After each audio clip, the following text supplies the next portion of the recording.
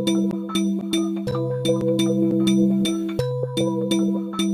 suis ici aujourd'hui pour une conférence qui traite essentiellement de l'accessibilité et qui regroupe à la fois des acteurs tels que les producteurs de matériel électronique et les producteurs de contenu.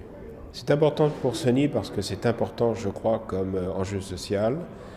Nous vivons dans un monde de société d'information. Cette société d'information est à même en fait de mettre à disposition des consommateurs tout type de services, tout type de loisirs. Il est important que tous les consommateurs, sans exception, puissent en bénéficier. Sony, en tant qu'à la fois producteur de matériel électronique, mais aussi producteur de contenu, a un devoir envers la société de faire en sorte que tous les services et tous les produits qui sont mis à disposition des consommateurs puissent être utilisés par tout le monde. Ce qui veut dire que nous devons faire des efforts d'innovation, par exemple dans le domaine de la télévision, pour faire en sorte que toutes les personnes qui, d'une manière ou d'une autre, pourraient avoir des difficultés pour soit regarder ou entendre la télévision, puissent bénéficier véritablement de 100% des programmes. Alors justement, les deux vont ensemble.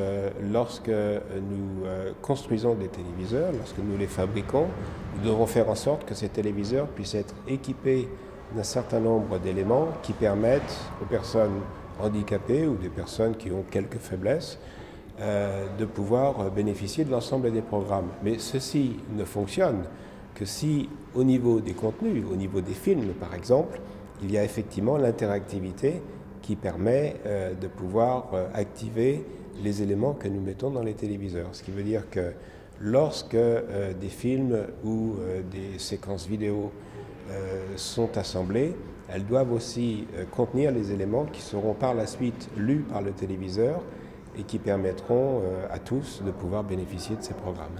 Et c'est des statistiques qui sont connues, qu'il y a à peu près 40% de la population qui, d'une manière ou d'une autre, souffre de certaines faiblesses. Alors ça peut ne pas être très important, mais ça peut être quelques petites faiblesses d'audition ou quelques petites faiblesses de vision.